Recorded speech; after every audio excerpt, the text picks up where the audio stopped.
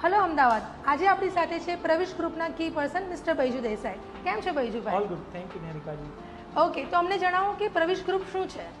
પ્રવિશ group એ એવું group છે કે જે લેન્ડ સાથે વધારે એસોસિએટેડ છે, પણ અમને કંઈક એવું લાગે છે કે રિયલ એસ્ટેટ હજી અપસ્કેલ કરવું જોઈએ, એના લીધે we entered into the development phase. Okay, કોણ છે આપણા પ્રવિશ ગ્રુપના પ્રમોટર્સ? સુરેશભાઈ Patel is a director of this company, જેમનું કોર વિઝન છે really upscaling the real estate.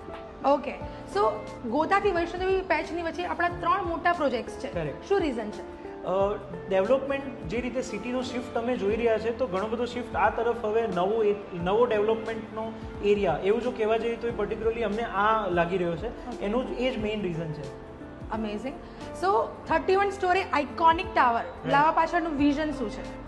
Main reason એ છે કે ક્યારે પણ આપણે જેટલું વર્ટિકલી વધારે જઈએ તો એટલી પર્ટિક્યુલરલી લેન્ડની અંદર વધારે લોકો અકોમોડેટ કરી શકીએ અને ફ્યુચર જનરેશનને આપણે લેન્ડ્સ પાસ ઓન કરી શકીએ.